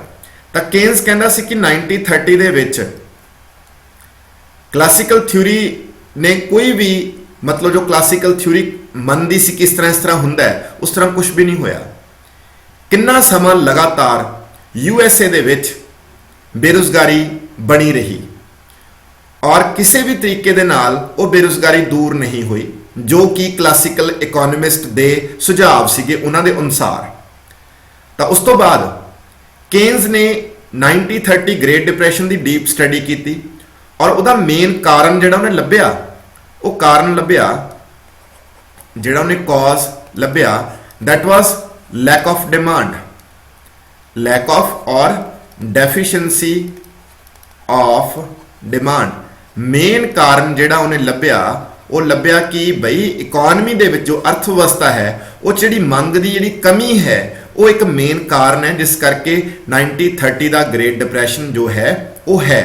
ਤੇ 1930 ਦੇ ਗ੍ਰੇਟ ਡਿਪਰੈਸ਼ਨ ਦੇ ਵਿੱਚ ਸਭ ਤੋਂ ਜਿਹੜੀ ਮਹੱਤਵਪੂਰਨ ਚੀਜ਼ ਹੈ, ਇੰਪੋਰਟੈਂਟ ਚੀਜ਼ ਹੈ, ਉਹ ਸੀ ਅਨਇੰਪਲੋਇਮੈਂਟ, ਬੇਰੁਜ਼ਗਾਰੀ, ਠੀਕ ਹੈ, ਜੋ ਕਿ ਅਪਰੋਕਸੀਮੇਟਲੀ 30% ਦੇ ਆਸ-ਪਾਸ ਪਹੁੰਚ ਚੁੱਕੀ ਸੀ USA ਦੇ ਵਿੱਚ। ਤਾਂ ਉਸ ਦੇ ਸਬੰਧ ਦੇ ਵਿੱਚ ਜੋ ਕੇਨਜ਼ ਦੱਸਦਾ ਹੈ ਕਿ ਇਹਦਾ ਮੇਨ ਕਾਰਨ ਜੋ ਰਿਹਾ ਹੈ ਉਹ ਹੈ ਮੰਗ ਦੀ ਕਮੀ, ਜਿਹਨੂੰ ਉਹ ਡੈਫੀਸ਼ੀਐਂਸੀ ਆਫ ਅਫੈਕਟਿਵ ਡਿਮਾਂਡ ਵੀ ਕਹਿੰਦਾ। ਅਫੈਕਟਿਵ ਡਿਮਾਂਡ ਮਤਲਬ ਅਸਲ ਮੰਗ ਜਿਹੜੀ ਹੈ ਉਹਦੀ ਕਮੀ ਹੀ ਕਾਰਨ ਸੀ ਬੇਰੁਜ਼ਗਾਰੀ ਦਾ। ਤਾਂ ਇੱਥੇ ਜਿਹੜੇ ਉਹ ਕਲਾਸੀਕਲ ਇਕੋਨੋਮਿਸਟ ਆ ਉਹਨਾਂ ਤੇ ਕਟਾਸ਼ ਵੀ ਕਰਦਾ, ਉਹਨਾਂ ਨੂੰ ਕ੍ਰਿਟੀਸਾਈਜ਼ ਵੀ ਕਰਦਾ ਹੈ ਕਿ ਬਈ ਜੋ ਦੱਸਦੇ ਹੈ ਉਹਨਾਂ ਦੇ ਜੋ ਸੁਜੈਸ਼ਨਸ ਹੈਗੇ ਆ ਜਾਂ ਜੋ ਉਹਨਾਂ ਦੀਆਂ ਪਾਲਿਸੀਜ਼ ਨੇ ਉਹਨਾਂ ਦੇ ਨਾਲ ਕਦੇ ਵੀ ਇਹ ਬੇਰੁਜ਼ਗਾਰੀ ਦੂਰ ਨਹੀਂ ਹੋ ਪਾਏਗੀ। ਕਾਰਨ ਕੀ ਸੀ? ਕਾਰਨ ਇਹ ਸੀ ਕਿਉਂਕਿ ਕਲਾਸੀਕਲ ਇਕੋਨੋਮਿਸਟ ਦੀਆਂ ਜਿਹੜੀਆਂ ਥਿਊਰੀ ਸੀਗੀਆਂ ਉਹਨਾਂ 'ਚ ਬਹੁਤ ਵੱਡੀ ਸ਼ਾਰਟਕਮਿੰਗ ਸੀ। ਉਹ ਸ਼ਾਰਟਕਮਿੰਗ ਕੀ ਸੀ? ਉਹ ਕਮੀ ਕੀ ਸੀ? Classical theory, classical economist micro angle ਤੋਂ ਜਿਹੜੇ ਵਿਸ਼ਲੇਸ਼ਣ ਕਰਦੇ ਸੀ, ਜਦੋਂ ਕਿ ਕੇਨਜ਼ ਕਹਿੰਦਾ ਕਿ ਕੁਝ ਇਸ਼ੂਜ਼ ਮੈਕਰੋ ਲੈਵਲ ਦੇ ਹੁੰਦੇ ਨੇ ਜਿਨ੍ਹਾਂ ਨੂੰ ਤੁਸੀਂ ਪੂਰੀ ਅਰਥ ਵਿਵਸਥਾ ਦੇ ਪੱਖ ਤੋਂ ਦੇਖਣਾ ਹੁੰਦਾ ਹੈ, ਜਿਨ੍ਹਾਂ ਦੇ ਵਿੱਚ ਤੁਸੀਂ ਮਤਲਬ ਇੱਕ ਅਰਥ ਵਿਵਸਥਾ ਨੂੰ ਇੱਕ ਇਕਾਈ ਲੈ ਕੇ ਚੱਲਣਾ ਹੁੰਦਾ ਹੈ। ਤਾਂ ਉਹ ਫਿਰ ਜਿਹੜੇ ਮਤਲਬ ਜਿਹੜੀਆਂ ਪਾਲਿਸੀਜ਼ ਹੁੰਦੀਆਂ ਨੇ ਜਿਹੜੀਆਂ ਕਿ ਮਾਈਕਰੋ ਲੈਵਲ ਦੇ ਉੱਪਰ ਤਾਂ ਸਹੀ ਕੰਮ ਕਰ ਸਕਦੀਆਂ ਨੇ ਪਰ ਮੈਕਰੋ ਲੈਵਲ ਤੇ ਉਹ ਫੇਲ ਹੋ ਜਾਂਦੀਆਂ ਨੇ। ਔਰ ਉਹਦੇ ਲਈ ਇੱਕ ਵਿਸ਼ਾ ਵੀ ਹੈ, ਇੱਕ ਮਤਲਬ ਟੌਪਿਕ ਵੀ ਹੈ, ਮਾਈਕਰੋ ਮੈਕਰੋ ਪੈਰਾਡੌਕਸ, ਠੀਕ ਹੈ ਜੀ, ਜਿਹਨੂੰ ਅਸੀਂ ਮਾਈਕਰੋ ਮੈਕਰੋ ਦਾ ਵਿਰੋਧਾਭਾਸ ਕਹਿੰਦੇ ਆ। ਉਹਦੇ ਬਾਰੇ ਵੀ ਇੱਕ ਚਰਚਾ ਹੈਗੀ ਹੈ, ਉਹ ਚਰਚਾ ਮੈਂ ਹੁਣ ਨਹੀਂ ਕਰੂੰਗਾ। ਹੁਣ ਬਸ मैं सिर्फ ਇਹਦੇ ਬਾਰੇ ਇੰਨਾ ਕੀ ਦੱਸਣ ਦੀ ਕੋਸ਼ਿਸ਼ ਕਰੂੰਗਾ ਕਿ ਮਾਈਕਰੋ ਮੈਕਰੋ ਪੈਰਾਡੌਕਸ ਹਲਕਾ ਜਿਹਾ ਦੱਸਣਾ ਵੀ ਕੀ ਚੀਜ਼ ਹੈ। ਜਿਹੜੀ ਚੀਜ਼ ਮਾਈਕਰੋ ਲੈਵਲ ਜਾਨੀ ਕਿ ਇੱਕ ਇੰਡੀਵਿਜੂਅਲ ਲੈਵਲ ਤੇ ਤਾਂ ਇਫੈਕਟਿਵਲੀ ਤੁਹਾਨੂੰ ਰਿਜ਼ਲਟ ਦੇ, ਬਟ ਮੈਕਰੋ ਲੈਵਲ ਤੇ ਉਹਦੇ ਜਿਹੜੇ ਰਿਜ਼ਲਟ ਨੇ ਉਹ ਆਪੋਜ਼ਿਟ ਹੋ ਜਾਣ, ਯਾਨੀ ਕਿ ਕੰਟਰਾਡਿਕਟਰੀ ਹੋ ਜਾਣ, ਉਹਨੂੰ ਅਸੀਂ ਮਾਈਕਰੋ ਮੈਕਰੋ ਪੈਰਾਡੌਕਸ ਕਹਿ ਦਿੰਦੇ ਹਾਂ। ਜਿਵੇਂ ਕਿ ਇੱਕ ਇੰਡੀਵਿਜੂਅਲ ਦੇ ਪੱਖ ਤੋਂ ਸੇਵਿੰਗ ਕਰਨਾ ਇੱਕ ਅੱਛੀ ਬਾਤ ਹੈ, ਸੇਵਿੰਗ ਇੱਕ ਵਰਚੂ ਹੈ, ਯਾਨੀ ਕਿ ਇੱਕ ਸਿਆਣੀ ਗੱਲ ਆ ਜੇ ਆਪਾਂ ਸੇਵਿੰਗ ਕਰਦੇ ਹਾਂ ਕਿ ਇੰਡੀਵਿਜੂਅਲ ਦੇ ਪੱਖ ਤੋਂ, ਇੱਕ ਵਿਅਕਤੀ ਦੇ ਪੱਖ ਤੋਂ। ਪਰ ਜੇ ਇਹੀ मतलब ਜਿਹੜੀ ਸੇਵਿੰਗ ਆ, ਠੀਕ ਹੈ, ਉਹ ਪੂਰਾ ਨੇਸ਼ਨ ਕਰਨ ਲੱਗ ਜੇ, ਠੀਕ ਹੈ ਜੀ, ਤਾਂ ਉਹ ਵਾਈਸ ਬਣ ਜੂਗੀ, ਯਾਨੀ ਕਿ ਜੇ ਹੋਲ ਨੇਸ਼ਨ ਉਹ ਸੇਵਿੰਗ ਕਰਦਾ ਹੈ, ਠੀਕ ਹੈ ਜੀ, ਕਲੀਅਰ, ਤਾਂ ਉਹ ਇੱਕ ਬੁਰੀ ਗੱਲ ਬਣ ਸਕਦੀ ਹੈ, ਕਿਉਂਕਿ ਜੇ ਪੂਰਾ ਨੇਸ਼ਨ ਉਹ ਸੇਵਿੰਗ ਕਰੇਗਾ ਤਾਂ ਇਕਨੋਮੀ ਦੇ ਵਿੱਚ ਜਿਹੜੀ ਐਗਰੀਗੇਟ ਡਿਮਾਂਡ ਹੈ ਉਹ ਨੀਚੇ ਚਲੀ ਜਾਏਗੀ ਡਿਊ ਟੂ ਅੰਡਰ ਕੰਜ਼ੰਪਸ਼ਨ, ਕਿਉਂਕਿ ਇਕਨੋਮੀ 'ਚ ਮੰਗ ਘਟ ਜਾਏਗੀ। ਤਾਂ ਉਹ ਮੰਗ ਘਟਣ ਦੇ ਨਾਲ ਦੇਸ਼ ਦੇ ਵਿੱਚ ਜਿਹੜੀ ਆ ਉਹ ਇਨਕਮ ਜਿਹੜੀ ਹੈ ਉਹ ਵੀ ਘਟੇਗੀ। ਅਗਰ ਇਨਕਮ ਘਟੇਗੀ ਤਾਂ ਉਹਦੇ ਨਾਲ ਸੇਵਿੰਗ ਤੇ ਹੋਰ ਅੱਗੇ ਇਨ ਫਿਊਚਰ ਡਿਮਾਂਡ ਘਟੇਗੀ। ਤਾਂ ਅਲਟੀਮੇਟਲੀ ਆਪਾਂ ਇਹ ਦੱਸਣਾ ਚਾਹੁੰਦੇ ਹਾਂ ਕਿ ਜਿਹੜਾ ਮੇਨ ਮਕਸਦ ਮਤਲਬ ਕਿ ਕੇਨਜੀਅਨ ਥਿਊਰੀ ਦਾ ਹੈਗਾ ਉਹ ਇਹ ਹੈ ਕਿ ਉਹਨੇ ਇਹ ਦੱਸਣ ਦੀ ਕੋਸ਼ਿਸ਼ ਕੀਤੀ ਕਿ 1930 ਦੇ ਗ੍ਰੇਟ ਡਿਪਰੈਸ਼ਨ ਦਾ ਮੇਨ ਕਾਰਨ ਕੀ ਸੀ, ਤੇ ਜਿਹੜੇ ਕਲਾਸੀਕਲ ਇਕਨੋਮਿਸਟ ਆਪਣੀਆਂ ਥਿਊਰੀਜ਼ ਦੇ ਚੁੱਕੇ ਸੀ ਉਹ ਥਿਊਰੀਜ਼ ਉਸ ਟਾਈਮ ਤੇ ਕਿਉਂ ਨਹੀਂ ਆਪਣਾ ਕੁਝ ਅਸਰ ਦਿਖਾ ਪਾਈਆਂ, ਯਾਨੀ ਕਿ ਕਿਉਂ ਨਹੀਂ ਉਹਨਾਂ ਨੂੰ ਅਸੀਂ ਉਹਨਾਂ ਮੁਤਾਬਕ ਕੋਈ ਰਿਜ਼ਲਟ ਆਏ। ਤਾਂ ਉਸ ਦਾ ਉਹਨੇ ਮੇਨ ਕਾਰਨ ਇਹ ਲੱਭਣ ਦੀ ਕੋਸ਼ਿਸ਼ ਕੀਤੀ ਕਿ ਜਿਹੜੀ ਕਲਾਸੀਕਲ ਥਿਊਰੀਜ਼ ਨੇ ਉਹ ਮਾਈਕਰੋ ਯਾਨੀ ਕਿ ਵਿਅਸ਼ਟੀ ਪੱਧਰ ਤੇ ਉੱਪਰ ਕੰਮ ਕਰਦੀਆਂ ਨੇ, ਵਿਸ਼ਲੇਸ਼ਣ ਕਰਦੀਆਂ ਨੇ, ਜਦੋਂ ਕਿ ਜਿਹੜਾ ਇਹ ਸਮੱਸਿਆ ਸੀਗੀ ਗ੍ਰੇਟ ਡਿਪਰੈਸ਼ਨ ਇੱਕ ਮੈਕਰੋ ਇਸ਼ੂ ਸੀਗਾ ਜਿਹਨੂੰ ਕਿ ਕਲਾਸੀਕਲ ਇਕਨੋਮਿਸਟ ਬਿਲਕੁਲ ਨਜ਼ਰ ਅੰਦਾਜ਼ ਕਰਦੇ ਸੀਗੇ। ਇਸ ਕਰਕੇ ਸਟੂਡੈਂਟ ਜਿਹੜਾ ਸਭ ਤੋਂ ਵੱਡਾ ਆਪਾਂ ਡਿਸਕਸ਼ਨ ਕਰਨਾ ਹੈ ਉਹ ਇਹੀ ਹੈ ਕਿ ਜਿਹੜਾ ਕੇਨਜੀਅਨ ਥਿਊਰੀ ਹੈ ਉਹ ਇਕਨੋਮੀ ਨੂੰ, ਪੂਰੀ ਅਰਥ ਵਿਵਸਥਾ ਨੂੰ ਐਜ਼ ਆ ਸਿੰਗਲ ਯੂਨਿਟ ਯਾਨੀ ਕਿ ਇੱਕ ਇਕਾਈ ਮੰਨ ਕੇ ਚੱਲੂਗਾ, ਇੱਕ ਸਿੰਗਲ ਯੂਨਿਟ ਮੰਨ ਕੇ ਚੱਲੂਗਾ, ਠੀਕ ਹੈ ਜੀ। ਤਾਂ ਹੁਣ ਆਪਾਂ ਜਿਹੜੀ ਅਗਲੀ ਗੱਲ ਚਲਾਈਏ, ਸਾਨੂੰ ਇਹ ਤਾਂ ਪਤਾ ਲੱਗ ਗਿਆ ਕਿ 1930 ਦਾ ਜਿਹੜਾ ਗ੍ਰੇਟ ਡਿਪਰੈਸ਼ਨ ਹੈ ਉਹਦਾ ਮੇਨ ਕਾਰਨ ਜਿਹਦੇ ਵਿੱਚ ਜਿਹੜੀ ਉਸ ਟਾਈਮ ਤੇ ਅਨਇੰਪਲੋਇਮੈਂਟ ਸੀ ਇੱਕ ਬਹੁਤ ਵੱਡਾ ਇਸ਼ੂ ਸੀ, ਤੇ ਉਹਦਾ ਮੇਨ ਕਾਰਨ ਜੋ ਕੇਨਜ਼ ਨੇ ਲੱਭਿਆ ਦੈਟ ਇਜ਼ ਲੈਕ ਆਫ ਔਰ ਡੈਫੀਸ਼ੀਐਂਸੀ ਆਫ ਡਿਮਾਂਡ, ਜਿਹੜੀ ਉਹਨੇ ਮੇਨ ਕਾਰਨ ਲੱਭਿਆ। ਤਾਂ ਹੁਣ ਜਿਹੜੀ ਉਹ ਡੈਫੀਸ਼ੀਐਂਸੀ ਆਫ ਡਿਮਾਂਡ ਹੈ ਉਸ ਤੋਂ ਬਾਅਦ ਕੇਨਜ਼ ਨੇ ਉਸ ਦਾ ਉੱਤਰ ਵੀ ਦਿੱਤਾ ਕਿ ਇਸ ਨੂੰ ਇਨਕਰੀਜ਼ ਕਰਨਾ ਪਏਗਾ, ਯਾਨੀ ਕਿ ਜਿਹੜੀ ਦੇਸ਼ ਦੀ ਕੁੱਲ ਮੰਗ ਹੈ, ਠੀਕ ਹੈ, ਐਗਰੀਗੇਟ ਡਿਮਾਂਡ ਹੈ, ਉਹਨੂੰ ਇਨਕਰੀਜ਼ ਕਰਨਾ ਪਏਗਾ। ਫਿਰ ਸਭ ਤੋਂ ਵੱਡਾ ਸਵਾਲ ਆਇਆ ਕਿ ਹਾਊ, ਕਿਸ ਨੂੰ ਕਿਵੇਂ ਇਨਕਰੀਜ਼ ਕੀਤਾ ਜਾਏਗਾ। ਤਾਂ ਇਸ ਨੂੰ ਇਨਕਰੀਜ਼ ਕਰਨ ਦੇ ਲਈ ਉਸਨੇ ਜਿਹੜੇ ਐਗਰੀਗੇਟ ਡਿਮਾਂਡ ਦੇ ਕੰਪੋਨੈਂਟਸ ਆ, ਜਿਹੜੇ ਇਹਦੇ ਅੰਦਰ ਤੱਤ ਨੇ, ਉਹਨਾਂ ਦਾ ਅਧਿਐਨ ਕੀਤਾ, ਡੀਪ ਅਧਿਐਨ ਕੀਤਾ, ਜਿਸ ਦੇ ਬਾਰੇ ਹੁਣੇ ਹੀ ਚਰਚਾ ਹੋਏਗੀ ਤੁਹਾਡੇ ਨਾਲ, ਠੀਕ ਹੈ ਜੀ। ਤਾਂ ਉਸ ਦੇ ਵਿੱਚ ਉਹਨੇ ਹਲਕੀ ਜਿਹੀ ਜਿਹੜੀ ਇੱਕ ਗੱਲ ਕਹੀ ਹੈ ਉਹ ਇਹ ਜ਼ਰੂਰ ਕਹੀ ਹੈ ਕਿ ਜਿਹੜੀ ਸਰਕਾਰ ਦੀ ਦਖਲਅੰਦਾਜ਼ੀ ਹੈ, ਜਿਹੜੀ ਗਵਰਨਮੈਂਟ ਇੰਟਰਫੇਰੈਂਸ ਹੈਗੀ ਆ ਉਹ ਬੜੀ ਜ਼ਰੂਰੀ ਹੈ, ਠੀਕ ਹੈ। ਗਵਰਨਮੈਂਟ ਇੰਟਰਫੇਰੈਂਸ ਦੀ ਉਹਨੇ ਗੱਲ ਕਹੀ ਆ ਉਹ ਜ਼ਰੂਰੀ ਆ, ਠੀਕ ਹੈ। ਇੱਕ ਜਿਹੜੇ ਕਲਾਸੀਕਲ ਇਕਨੋਮਿਸਟ ਸੀ ਜਿਹੜੇ ਲਸੇਜ਼ ਫੇਅਰ ਦੀ ਪਾਲਿਸੀ ਨੂੰ ਮੰਨ ਕੇ ਚੱਲਦੇ ਆ, ਜਿਸ ਨੀਤੀ ਦੇ ਤਹਿਤ ਨੋ ਗਵਰਨਮੈਂਟ ਇੰਟਰਫੇਰੈਂਸ, ਵੀ ਗਵਰਨਮੈਂਟ ਇੰਟਰਫੇਰੈਂਸ ਨਹੀਂ ਹੋਣੀ ਚਾਹੀਦੀ, ਨੋ ਗਵਰਨਮੈਂਟ ਇੰਟਰਫੇਰੈਂਸ। ਤਾਂ ਮਤਲਬ ਕਿ ਕਲਾਸੀਕਲ ਇਕਨੋਮਿਸਟ ਦੀ ਜਿਹੜੀ ਲਸੇਜ਼ ਫੇਅਰ ਦੀ ਪਾਲਿਸੀ ਸੀ ਉਹ 1930 ਦੇ ਗ੍ਰੇਟ ਡਿਪਰੈਸ਼ਨ ਦੇ ਵਿੱਚ ਕੇਨਜ਼ ਨੇ ਬਿਲਕੁਲ ਗਲਤ ਸਾਬਤ ਕੀਤੀ ਕਿ ਇਹ ਪਾਲਿਸੀ ਗਲਤ ਹੈ, ਸਰਕਾਰ ਦੀ ਦਖਲ ਅੰਦਾਜ਼ੀ ਦਾ ਹੋਣਾ ਬੜਾ ਜ਼ਰੂਰੀ ਹੈ। ਸਰਕਾਰ ਦੀ ਦਖਲ ਅੰਦਾਜ਼ੀ ਤੋਂ ਬਿਨਾਂ ਜਿਹੜੀਆਂ ਵੱਡੀਆਂ ਸਮੱਸਿਆਵਾਂ ਨੇ, ਜਿਵੇਂ ਕਿ 1930 ਦੇ ਵਿੱਚ ਇੱਕ ਬਹੁਤ ਵੱਡੀ ਸਮੱਸਿਆ ਬੇਰੁਜ਼ਗਾਰੀ ਦੀ ਪੈਦਾ ਹੋਈ, ਉਸ ਨੂੰ ਅਸੀਂ ਸੌਟ ਆਊਟ ਨਹੀਂ ਕਰ ਸਕਦੇ। ਉਸ ਤਰ੍ਹਾਂ ਦੀਆਂ ਪ੍ਰੋਬਲਮਾਂ ਦਾ ਅਸੀਂ ਸਮੱਸਿਆਵਾਂ ਦਾ ਹੱਲ ਬਿਨਾਂ ਸਰਕਾਰ ਤੋਂ ਨਹੀਂ ਲੱਭ ਸਕਦੇ। ਤਾਂ ਹੁਣ ਅਸੀਂ ਇਸ ਤੋਂ ਅੱਗੇ ਚੱਲਦੇ ਹਾਂ ਜੀ। ਤਾਂ ਲਓ ਜੀ, ਅਸੀਂ ਹੁਣ ਸਟੂਡੈਂਟਸ ਅੱਗੇ ਚੱਲਦੇ ਹਾਂ। ਜਿਵੇਂ ਸਾਨੂੰ ਅਸੀਂ ਇਹ ਤਾਂ ਦੱਸਤਾ ਕਿ ਬਈ 1930 ਦੀ ਜਿਹੜੀ ਵਿਸ਼ਵ ਮੰਦੀ ਸੀ ਉਹਦਾ ਮੇਨ ਕਾਰਨ ਸੀਗਾ ਜਿਹੜੀ ਉਸ ਟਾਈਮ ਤੇ ਐਡੀ ਵੱਡੀ ਬੇਰੁਜ਼ਗਾਰੀ ਦੀ ਮਾਤਰਾ ਪੈਦਾ ਹੋ ਗਈ ਸੀ, ਉਹਦਾ ਮੇਨ ਕਾਰਨ ਸੀਗਾ ਡੈਫੀਸ਼ੀਐਂਸੀ ਆਫ ਡਿਮਾਂਡ, ਜਿਹਨੂੰ ਲੈਕ ਆਫ ਇਫੈਕਟਿਵ ਡਿਮਾਂਡ ਯਾਨੀ ਕਿ ਪ੍ਰਭਾਵਸ਼ਾਲੀ ਮੰਗ ਦੇ ਵਿੱਚ ਕਮੀ ਹੋਣਾ ਵੀ ਦੱਸਿਆ ਜਾਂਦਾ ਹੈ। ਤਾਂ ਹੁਣ ਅਸੀਂ ਦੱਸਾਂਗੇ ਕਿ ਉਹਨੂੰ ਕਿਵੇਂ ਮੰਗ ਨੂੰ ਵਧਾਇਆ ਜਾ ਸਕਦਾ ਹੈ। ਉਸ ਨੂੰ ਵਧਾਉਣ ਦੇ ਲਈ ਅਸੀਂ ਇੱਕ ਤੁਹਾਡੇ ਨਾਲ ਇੱਕ ਫਲੋ ਚਾਰਟ ਡਿਸਕਸ ਕਰਾਂਗੇ, ਜਿਹਦੇ ਵਿੱਚ ਹਰ ਇੱਕ ਚੀਜ਼ ਬਾਰੇ ਦੱਸਿਆ ਜਾਏਗਾ ਕਿ ਕਿਹੜੀ ਚੀਜ਼ ਕਿਵੇਂ ਇਨਕਰੀਜ਼ ਕੀਤੀ ਜਾ ਸਕਦੀ ਹੈ, ਕਿਹੜੀ ਨਹੀਂ ਕੀਤੀ ਜਾ ਸਕਦੀ। ਲਓ ਜੀ, ਤਾਂ ਸਭ ਤੋਂ ਪਹਿਲਾਂ ਸਟੂਡੈਂਟਸ ਅਸੀਂ ਲਿਖ ਰਹੇ ਹਾਂ ਕਿ ਜਿਹੜੀ ਤੁਹਾਡੀ ਇੰਪਲਾਇਮੈਂਟ ਆ ਤੇ ਜਿਹੜੀ ਤੁਹਾਡੀ ਆਮਦਨ ਹੈ, ਠੀਕ ਹੈ, ਐਂਡ ਆਊਟਪੁੱਟ ਹੈ, ਠੀਕ ਹੈ, ਇਹ ਤਿੰਨੋਂ ਚੀਜ਼ਾਂ ਜਿਹੜੀਆਂ ਨੇ ਉਹ ਡਿਪੈਂਡ ਕਿਸ ਤੇ ਕਰਦੀਆਂ ਨੇ? ਡਿਪੈਂਡਸ ਅਪਨ, ਠੀਕ ਹੈ ਜੀ। ਤਾਂ ਸਭ ਤੋਂ ਪਹਿਲਾਂ ਅਗਰ ਦੱਸਿਆ ਜਾਏ ਤਾਂ ਜਿਹੜੀ ਤੁਹਾਡੀ ਇੰਪਲਾਇਮੈਂਟ ਇਨਕਮ ਤੇ ਆਊਟਪੁੱਟ ਆ ਉਹ ਡਿਪੈਂਡ ਕਰਦੀ ਆ ਦੋ ਚੀਜ਼ਾਂ ਤੇ, ਠੀਕ ਹੈ ਜੀ। ਜਾਂ ਆਪਾਂ ਸਭ ਤੋਂ ਪਹਿਲਾਂ ਇਹ ਦੇਖ ਲਈਏ ਕਿ ਉਹ ਡਿਪੈਂਡ ਕਰਦੀ ਹੈ ਤੁਹਾਡੀ ਐਗਰੀਗੇਟ ਡਿਮਾਂਡ ਤੇ, ਕੁੱਲ ਮੰਗ ਤੇ। ਜਿਹੜੀ ਤੁਹਾਡੀ ਕੁੱਲ ਮੰਗ ਹੈ ਉਹ ਦੋ ਚੀਜ਼ਾਂ ਤੇ ਗਾਂ ਨਿਰਭਰ ਕਰਦੀ ਹੈ। ਉਹਦੇ ਗਾਂ ਦੋ ਇੰਪੋਰਟੈਂਟ ਤੱਤ ਹੁੰਦੇ ਆ। ਫਸਟ ਵਨ ਇਜ਼ ਕੰਜ਼ੰਪਸ਼ਨ, ਉਪਭੋਗ, ਠੀਕ ਹੈ ਜੀ, ਜਿਹਨੂੰ ਪੰਜਾਬੀ ਚ ਉਪਭੋਗ ਕਹਿੰਦੇ ਆ। ਉਸ ਤੋਂ ਬਾਅਦ ਦੂਸਰਾ ਅਹਿਮ ਤੱਤ ਜਿਹੜਾ ਹੁੰਦਾ ਜਿਹਨੂੰ ਅਸੀਂ ਨਿਵੇਸ਼ ਬੋਲਦੇ ਆ, ਨਿਵੇਸ਼, ਇਨਵੈਸਟਮੈਂਟ, ਨਿਵੇਸ਼, ਠੀਕ ਹੈ ਜੀ। ਜਿਹੜੀ ਤੁਹਾਡੀ ਕੰਜ਼ੰਪਸ਼ਨ ਹੈ ਉਹ ਫਰਦਰ ਡਿਪੈਂਡ ਕਰਦੀ ਹੈ ਸਾਈਜ਼ ਆਫ ਇਨਕਮ ਤੇ, ਆਮਦਨ ਦਾ ਜਿਹੜਾ ਸਾਈਜ਼ ਆ ਉਸ ਤੇ। ਔਰ ਸੈਕੰਡ ਵਨ ਉਹ ਡਿਪੈਂਡ ਕਰਦੀ ਹੈ ਪ੍ਰੋਪੈਂਸਿਟੀ ਟੂ ਕੰਜ਼ਿਊਮ, ਮਤਲਬ ਕਿ ਉਪਭੋਗ ਦੀ ਪ੍ਰਵਿਰਤੀ, ਕਿ ਤੁਸੀਂ ਆਪਣੀ ਆਮਦਨ ਦੇ ਵਿੱਚੋਂ ਕਿੰਨਾ ਹਿੱਸਾ, ਕਿੰਨਾ ਪ੍ਰਪੋਰਸ਼ਨ ਖਰਚ ਕਰਦੇ ਹੋ। ਤਾਂ ਇੱਥੇ ਜੇ ਸਿੰਪਲ ਜੀ ਗੱਲ ਦੱਸੀ ਜਾਏ ਤਾਂ ਹੁਣ ਜਿਹੜੀ ਤੁਹਾਡੀ ਇੰਪਲਾਇਮੈਂਟ ਆ, ਇਨਕਮ ਹੈ ਤੇ ਆਊਟਪੁੱਟ ਆ, ਉਹ ਐਗਰੀਗੇਟ ਡਿਮਾਂਡ ਦੇ ਸਾਈਜ਼ ਤੇ ਡਿਪੈਂਡ ਕਰਦੀ ਹੈ। ਐਗਰੀਗੇਟ ਡਿਮਾਂਡ ਦਾ ਸਾਈਜ਼ ਕੰਜ਼ੰਪਸ਼ਨ ਤੇ ਡਿਪੈਂਡ ਕਰਦਾ ਹੈ, consumption the size of income ਤੇ ਡਿਪੈਂਡ ਕਰਦੀ ਹੈ ਤੇ ਪ੍ਰੋਪੈਂਸਿਟੀ ਟੂ ਕੰਜ਼ਿਊਮ ਤੇ ਡਿਪੈਂਡ ਕਰਦੀ ਹੈ।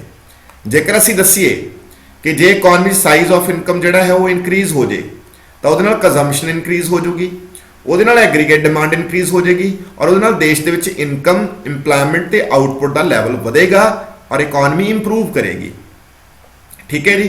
ਚਲੋ ਉਸ ਤੋਂ ਬਾਅਦ ਜੀ, ਅਗਰ ਤੁਹਾਡੀ ਮੰਨ ਲਓ ਆਮਦਨ ਜਿਹੜੀ ਹੈ ਉਹ ਨਹੀਂ ਵਧ ਰਹੀ ਪਰ ਪ੍ਰੋਪੈਂਸਿਟੀ ਟੂ ਕੰਜ਼ਿਊਮ ਜਿਹੜੀ ਹੈ ਉਹ ਵਧ ਰਹੀ ਹੈ, ਮੰਨ ਲਓ ਸਪੋਜ਼ ਲੋਕ ਆਪਣੀ ਆਮਦਨ ਚੋਂ ਜ਼ਿਆਦਾ ਹਿੱਸਾ ਖਰਚ ਰਹੇ ਹੈ, ਉਹਦੇ ਨਾਲ ਵੀ ਕੰਜ਼ੰਪਸ਼ਨ ਵਧੇਗੀ, ਐਗਰੀਗੇਟ ਡਿਮਾਂਡ ਵਧੇਗੀ ਔਰ ਇੰਪਲਾਇਮੈਂਟ, ਇਨਕਮ ਤੇ ਆਊਟਪੁੱਟ ਵਧੇਗੀ, ਯਾਨੀ ਕਿ ਇਕਨੋਮੀ ਇੰਪਰੂਵ ਕਰੇਗੀ, ਠੀਕ ਹੈ ਜੀ।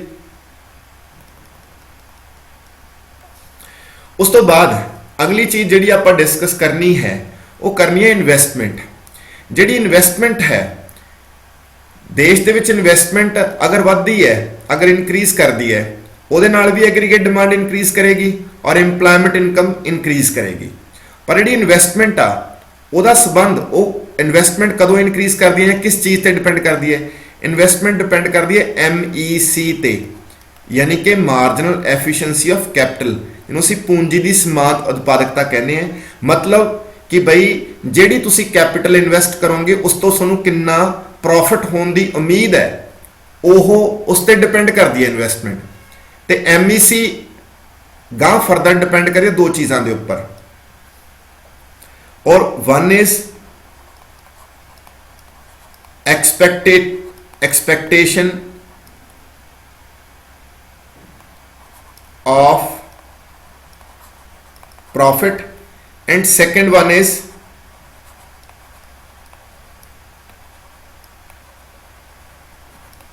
replacement cost। ਇਹ ਦੋ ਚੀਜ਼ਾਂ ਤੇ ਡਿਪੈਂਡ ਕਰਦੀ ਹੈ। ਔਰ ਇਹ ਜਿਹੜਾ ਐਨਾਲਿਸਿਸ ਹੈ ਇਹ ਤੁਸੀਂ MEC ਚੈਪਟਰ ਦੇ ਵਿੱਚ ਪੜ੍ਹ ਸਕਦੇ ਹੋ ਤੇ ਅਲੱਗ ਡਿਸਕਸ਼ਨ ਹੁੰਦੀ ਹੈ। ਫਿਲਹਾਲ ਮੈਂ ਇਹਨਾਂ ਜ਼ਰੂਰ ਦੱਸੂਗਾ ਕਿ MEC ਜਿਹੜੀ ਹੈ ਉਹਦਾ ਐਕਸਪੈਕਟੇਸ਼ਨ ਆਫ ਪ੍ਰੋਫਿਟ ਦੇ ਨਾਲ ਪੋਜ਼ਿਟਿਵ ਰਿਲੇਸ਼ਨਸ਼ਿਪ ਹੈ, ਰਿਪਲੇਸਮੈਂਟ ਕਾਸਟ ਦੇ ਨਾਲ ਨੈਗੇਟਿਵ ਰਿਲੇਸ਼ਨਸ਼ਿਪ ਹੈ। ਯਾਨੀ ਕਿ ਐਕਸਪੈਕਟੇਸ਼ਨ ਆਫ ਪ੍ਰੋਫਿਟ ਜਿੰਨੀ ਜ਼ਿਆਦਾ ਹਾਈ ਹੋਏਗੀ, ਜਿੰਨੀ ਜ਼ਿਆਦਾ ਵੱਧ ਹੋਏਗੀ, MEC ਵੀ ਉਨੀ ਜ਼ਿਆਦਾ ਵੱਧ ਹੋਏਗੀ, ਉਨੀ ਇਨਵੈਸਟਮੈਂਟ ਵੱਧ ਹੋਏਗੀ, ਦੈਨ ਐਗਰੀਗੇਟ ਡਿਮਾਂਡ ਵਧੇਗੀ, ਦੈਨ ਇੰਪਲਾਇਮੈਂਟ, ਇਨਕਮ ਤੇ ਆਊਟਪੁੱਟ ਇਨਕਰੀਜ਼ ਕਰੇਗੀ। ਰਿਪਲੇਸਮੈਂਟ ਕਾਸਟ ਦੇ ਨਾਲ ਨੈਗੇਟਿਵ ਰਿਲੇਸ਼ਨਸ਼ਿਪ ਆ, ਠੀਕ ਹੈ ਜੀ। ਉਸ ਤੋਂ ਬਾਅਦ ਇਨਵੈਸਟਮੈਂਟ ਦਾ ਦੂਸਰਾ ਇੰਪੋਰਟੈਂਟ ਕੰਪੋਨੈਂਟ ਜਿਹੜਾ ਹੈਗਾ that is ਹੈ ਜੀ rate of interest, rate of interest, rate of interest। Rate of interest अगर इंक्रीज करेगा तो वो इन्वेस्टमेंट ਨੂੰ ਘਟਾਏਗਾ, डिक्रीज करेगा, जिन्ना एग्रीगेट डिमांड भी डिक्रीज करेगी, एम्प्लॉयमेंट इनकम आउटपुट भी डिक्रीज करनगे। पर जे रेट ऑफ इंटरेस्ट ਜਿਹੜਾ ਹੈਗਾ ਉਹ डिक्रीज हो गया ਤਾਂ डिक्रीज ਹੋਣ ਦੇ ਨਾਲ ਇਨਵੈਸਟਮੈਂਟ ਜਿਹੜੀ ਹੈ ਉਹ ਇਨਕਰੀਜ਼ ਹੋਏਗੀ ਤੇ ਜਿਹੜੀ ਤੁਹਾਡੀ ਡਿਮਾਂਡ ਆ ਉਹ ਵੀ ਇਨਕਰੀਜ਼ ਹੋਏਗੀ ਔਰ एम्प्लॉयमेंट इनकम आउटपुट भी इनक्रीज होਣਗੇ। ठीक है जी।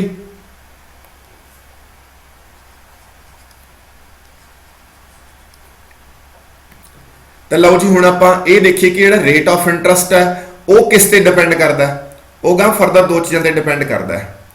एक डिपेंड करता मनी की सप्लाई ते, मनी की सप्लाई कि मनी की सप्लाई कितनी है, और एक डिपेंड करता है मनी की डिमांड ते, मनी की जो डिमांड है, मनी की डिमांड जिन्हों डिमांड फॉर लिक्विडिटी भी कहते हैं। ठीक है जी। इन्हों दूजा नाम है liquidity preference. Demand for money मतलब लिक्विडिटी प्रेफरेंस, यानी कि तरलता तरजीह। तो गां जी तरलता तरजीह है ये तीन चीज़ों पर डिपेंड करती है। एक तो ट्रांजैक्शन मोटिव, ट्रांजैक्शन मोटिव मतलब कि लोग ट्रांजैक्शन मोटिव यानी कि लैन देन के उद्देश्य वास्ते कितनी क मनी की डिमांड करते हैं। एक प्रिकॉशनरी मोटिव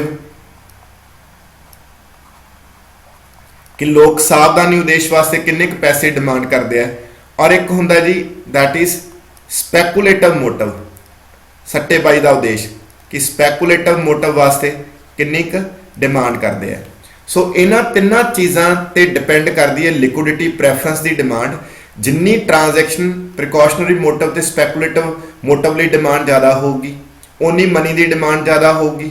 जिन्नी मनी की demand as compare to money supply ज़्यादा हो, रेट ऑफ इंटरेस्ट की होगा, ज़्यादा होगा। ठीक है। रेट ऑफ इंटरेस्ट ज़्यादा हो, इन्वेस्टमेंट घटूगी एंड एग्रीगेट डिमांड भी जी हैगी है वो भी घटूगी and so on. In this way Keynes ने एक प्रॉपर जिहड़ा हैगा वो एनालिसिस किया कि एग्रीगेट डिमांड नूं इनक्रीज करने वाली किहड़ियां-किहड़ियां चीज़ां ने, फिर उन्होंने उपर उन्हें फोकस किया। तो इत्थे स्टूडेंट्स बिल्कुल जी क्लीयर कट गल है कि 1930 ਦੇ ग्रेट डिप्रैशन ਦੇ ਵਿੱਚ, ठीक, ਤੁਸੀਂ इन्वेस्टमेंट ਨੂੰ अगर कहो कि इनक्रीज हो जाए तो नहीं हो सकती, क्योंकि उस टाइम ते MEC बहुत डाउन सी, क्योंकि एक्सपैक्टेशन ऑफ प्रॉफिट बिल्कुल नहीं सी। ठीक है जी। तो ना ही उस टाइम ते कोई आमदन दे वधन दे कोई चांसेस सीगे, ते ना ही तुसी प्रोपेंसिटी टू कंज्यूम नूं इनक्रीज कर सकते हो, क्योंकि प्रोपेंसिटी टू कंज्यूम एक साइकोलॉजिकल इशू है, लोगों के मन के नाल संबंधित है, तो तुसी उसनूं चेंज नहीं कर सकते। ठीक है जी। तो रही गल इन्वेस्टमेंट की कि इन्वेस्टमेंट वधा के निवेश हो सकता हो। जिवें पहला ही कहता कि इन्वेस्टमेंट जिहड़ी दो तरह की है इत्थे।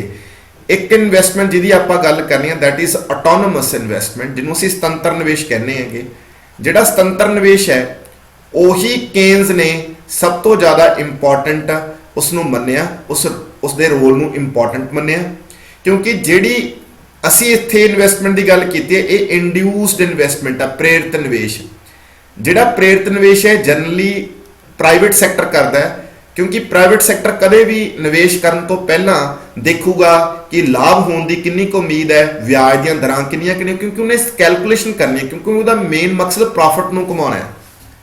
इस करके जदों केन्स ने सारा एनालिसिस किया तो फाइनली वो इस रिजल्ट ते पहुंचा कि अगर इकॉनमी नूं इस मंदी चों बाहर कढ़ना है तो सरकार वालों एक वड्डा कदम जिहड़ा वो जरूरी है।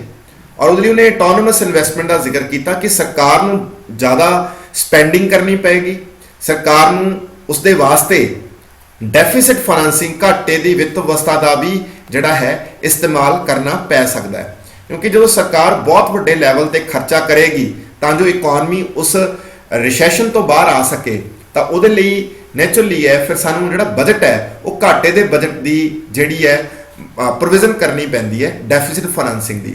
इस करके केन्जियन थ्योरी ने डेफिसिट फाइनेंसिंग नूं एक उचित एक वधिया एक एप्रोप्रिएट स्टैप के तौर पर मन्निया उस टाइम ते। ठीक है जी। तो हुण जी असीं इस तो अगे मूव करांगे कि किवें जिहड़ी तुहाडी इकॉनमी हैगी है उहदा जिहड़ा इक्विलिब्रियम है वो केन्जियन थ्योरी ने मतलब कि अटेन करना है उसके थ्रू आपां।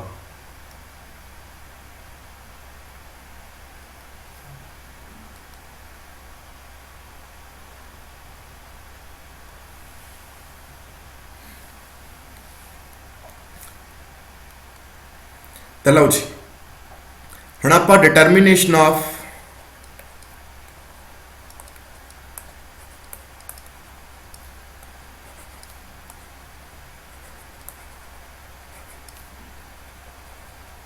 ਇੰਪਲਾਇਮੈਂਟ ਦੀ ਗੱਲ ਕਰਾਂਗੇ ਔਰ ਇਸ ਦੇ ਵਿੱਚ ਅਸੀਂ ਇੱਕ ਡਾਇਗਰਾਮ ਡਰਾ ਕਰਨੀ ਹੈ।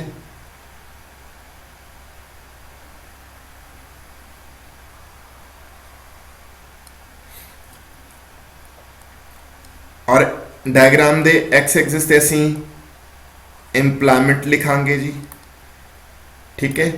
और इस साइड असी लिखांगे वाई एक्सिस ते एक्सपैक्टेड एक्सपेंडिचर, यानी कि तुसी एडी दी वैल्यू भी बोल सकते हो। तो फिर जी असी सब तो पहला जो ड्रॉ करांगे वो एएस कर्व ड्रॉ करांगे, एग्रीगेट सप्लाई, ਜਿਹੜੀ कि इथों बिल्कुल पॉइंट ऑफ ओरिजिन तो स्टार्ट होएगी और एक पॉइंट ते जाके उन्हें बिल्कुल असी वर्टिकल कर देंगे। वो वर्टिकल करने का कारण की है जी? वो वर्टिकल करने का कारण यह है कि जिस जगह ते वो वर्टिकल होएगी उत्थे असी मानते हैं कि इकॉनमी च की आ गया, फुल इंप्लायमेंट आ गया जी, फुल इंप्लायमेंट। क्योंकि फुल इंप्लायमेंट तो बाद तुसी आउटपुट नूं इनक्रीज नहीं कर सकते। तो यह थोड़ी एग्रीगेट सप्लाई है जो कि थोड़ी प्रोडक्शन को रिप्रजेंट करती है, रियल आउटपुट नूं, असल उत्पादन नूं दसदी हैगी है। तो हुण उस तो अगे असीं जिहड़ी डिस्कशन करनी है जी वो है एग्रीगेट डिमांड की।